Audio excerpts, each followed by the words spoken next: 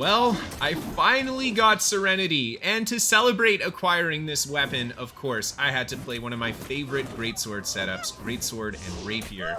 Now, I had previously played this with Grace, and we were doing kind of like a speed setup with it, and that was a lot of fun, but the big advantage of going for Serenity, of course, is because this Greatsword hits so fucking hard. It just does a ton of damage. Now, I've got a super long fight for you guys today. I actually ended up missing some of it because the recording just wasn't long enough for the whole fight. And at the end of the video, I'm also going to do a bit of a breakdown of the build that I'm running here. Of course, there's a link down below to my website if you guys want to check out a written guide to this build. But let's get into it. Greatsword and Rapier. So, in this fight here, I'm hanging out in the enemy outpost, as always. The new outpost rush is coming soon, so maybe we'll see a change of scenery next week when we finally get into that outpost rush. And there you see, I managed to just get that light attack to finish the opponent off. That's one of the nice things with Greatsword, you know, we've got that powerful charged heavy attack, but the light attack has quite a bit of reach, and it's pretty quick, so that's a great tool in those kinds of situations, just to get that last little poke in to finish the opponent. Now, I had actually been fighting a couple of these guys for a little bit prior to what you guys are seeing in the video, and I was trying really hard to take that spawner out. Finally, we take it down, and now the enemy players can't just keep respawning on this location. And I just go for a little bit of a kite, pop my potions, and then we jump on top of the blunderbuss player. This guy is playing a heavy armor blunderbuss sword and shield, and he is very tanky, but thankfully, he doesn't have that crazy of damage. We're trying really hard to put the last few hits into him. Oh my god, you can see how little damage we're doing to him. He's very, very durable. So we finally managed to just wear him down. And then as soon as I do that, I just run up the side here and I go for the musket guy. He hits me with the stagger. I drop down next to him. And then there's that light attack. Again, the little bit of reach that it gives on the Greatsword allows us to get into the poke, take him down. And then I switch to the Rapier, get great damage on this guy. He ends up blocking. So of course we pull the Greatsword out, hit him with that huge heavy attack, which is going to do tons of stamina damage. And then he's out of gas and he just... No, he doesn't know what to do, I guess. He ends up going down there. He just doesn't use any abilities, nothing. So one more heavy attack to finish him off. And now the Sword and Shield Blunderbuss player has returned.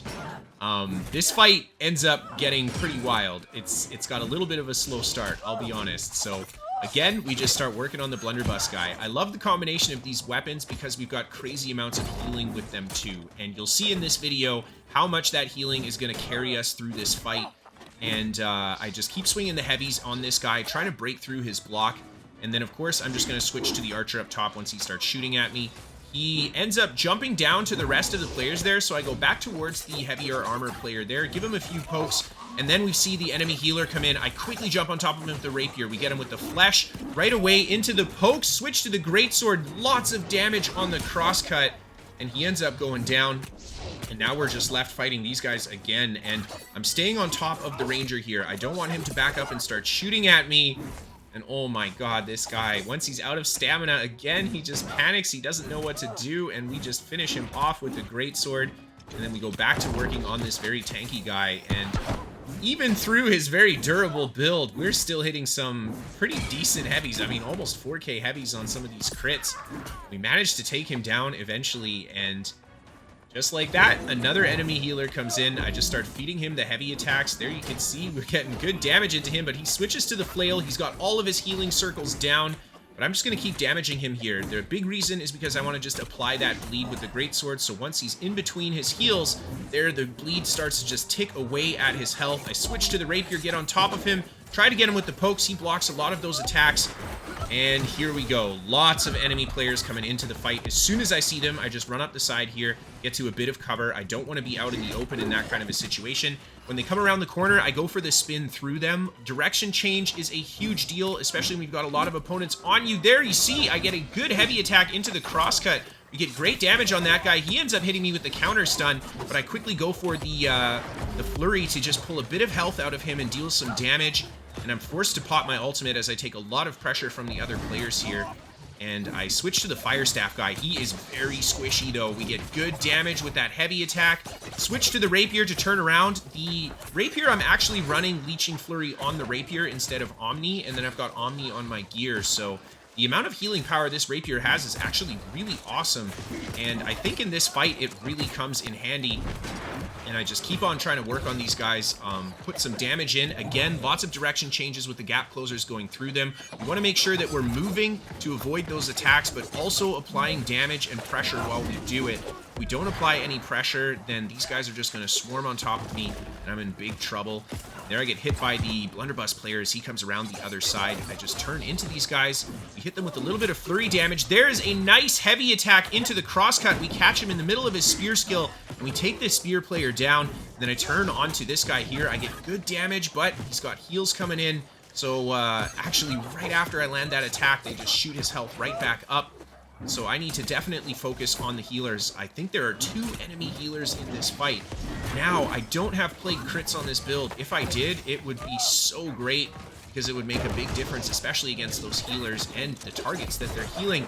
Oh man, again, just taking a lot of pressure, and I'm just doing a lot of direction changing here, using my gap closers to go through them. Here I go for the crosscut. Again, we're forced to just kind of hold the full crosscut. I didn't want to gas my stamina there. Really dicey situation, but I do manage to survive and get behind cover, and then as they come around the corner, we go for the gap closer through them, just kind of going for that direction change. We're very low health here. We're in a pretty susceptible spot, but I do manage to get or stall until the regen potion, and then turn around and again just keep applying pressure. And look at the healing power from that greatsword. Oh my god, man, it just pulls so much health. We aren't running the lifesteal perk on it, but oh, this guy's so close to dead. We managed to get him with the flesh, and that's 1 enemy healer down. That's a huge deal for this fight. And again, we just get around the tree. We go for a little bit of a potion chug, get our resource or our health back, and then I just keep working on the targets here.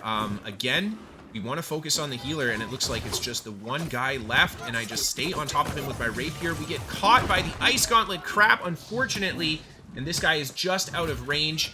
And I'm just gonna go for a little bit of a kite, trying not to take too much damage from the fire staff player here. He's really the one that I want to avoid. The melee player is sticking to me, but the movement here is doing me a lot of favors with just dealing with the damage that he has. Yeah, and lots of target switching as well. I think that's coming in really handy here. You can see I just try to put pressure into whoever's in front of me, and then when I have the gap closers ready, I'll go through the opponents and try to hit the target player, which is that healer. And it looks like the other healer might have returned to the fight here. We've got a 4th player that just came in, and oh man, I'm just getting blasted by these guys, so we have to use that terrain. New OPR map when? I can't wait for it. And I am still taking a lot of pressure here, and you can see my buffs are almost out. Now, I didn't realize this in the fight because, of course, I'm trying to pay attention to what's going on, and we can't even use the buff food while we're in combat, so we're kind of in a bad situation here. We're going to have to fight these guys with the buffs down. We still have the 100 con, though, on this build, even though, because I am, I guess, running the Constitution food, so we have an okay amount of health, but the critical damage reduction is a huge deal in PvP, so yeah, the squishiness is definitely going to show. That being said, we're down to our last 2 targets. It looks like the healer that came back, we're just putting pressure into him. He gets stuck on the little bit of terrain there, and he's just out of range. I probably should have gone for the light attack, like I had mentioned earlier, because it does stick better to the opponent, but he does not get away. We apply enough damage with the rapier there to just keep him slowed down, and then the flurry finishes him off, and now it is me and the last guy left. And I go for the backstab with the steadfast strike, and then that puts me in the nice defensive stance here. So we've got our block up. We end up blocking that incoming stun from him. There we go, man. The healer coming back again. That's one thing that I actually have really been enjoying. I feel like this build has enough pressure that unless the healer is really on their toes and really good at keeping themselves alive, we can very quickly burst them down. And that just comes down to Serenity having that crazy heavy attack damage. It just opens up so much opportunity on them. And here we go. We've got a blunderbuss player coming into the fight as well. And you can see that without my food buffs up, I don't have the passive regen from the food as well. And it is definitely slowly wearing me down. Even though we only have 3 players left in this fight, I feel like I'm taking more pressure than I was when there were all the other players on me. But I just keep trying to stay aggressive here, take advantage of that big greatsword heavy attack damage. We go for the crosscut, cancel out of it. We get a little bit more damage on that guy. And I'm forced to pop my ultimate as I go around the corner here. Heavy attack with the rapier into the flurry. Not a bad idea at all. We get a little bit of health out. Back up to full health. I go for the spin through. We almost have this guy dead. So much damage, and I miss him with the flesh. Oh my god. And he ends up escaping. We've got more enemy players running into the fight here as well. So I'm forced to hide behind this tree, and should really pop that potion. There it is. And I just use the gap closer to try to break a little bit more distance. Of course, stalling as hard as I can with that flurry. Such a good tool for staying alive. Especially since we have the leeching flurry on the rapier. We're pulling quite a bit of health out with it. We switch to the greatsword, get a nice little heal there as well. We get hit by the double hammer stun. I am able to get out of it with the rapier, evade into the flesh, or I think just the roll into the flesh. Then I turn around here and I just keep trying to feed these guys damage, but yeah, I am slowly getting worn down. They have got all the heals coming in too. And yeah, I'll be honest guys, this build was really fun towards the end of my time playing it, but I was not used to playing melee builds, especially in the open environment of this OPR map. So it took me a little bit of time to get used to it, that's for sure.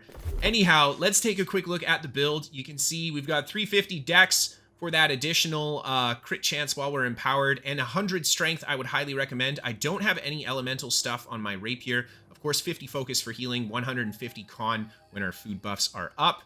Here's a look at the rapier tree. We've got my favorite rapier tree right now, flurry with leeching flurry, such a valuable tool, and then of course evade and flesh. Very strong. And then here's a look at the greatsword tree. We're playing more of a cooldown focused damage greatsword build. I do love having steadfast strike though for the stamina that it pulls out of the opponents. And then of course crosscut, we don't take a lot of the perks there because I almost always will cancel out of that crosscut. And then the rapier, I managed to roll a nice one there. Not too shabby at all. We've got attunement, vicious, and of course the leeching flurry. On the greatsword for Serenity, I went with the gem socket and I put an opal. I would like to, of course, have some rune glass opals on these weapons, but, you know, I'm just kind of jumping into this build for a little while. I didn't really want to invest in it because I'm going to be doing something different with this rapier come Season 8. So I'm looking forward to that setup for sure. And then, of course, we've got Tumbler feet wraps to help us reach that empower cap, especially since we're running two different types of damage with thrust and slash. The Gorgon's Ring, I've gone with Purifying Heart. I really like Purifying Heart if you're not running the damage perk on the ring there. And then, of course, the earring, we've got all those perks. Thank you guys for watching. I hope you enjoyed the build, and I will see you tomorrow. Have a good one.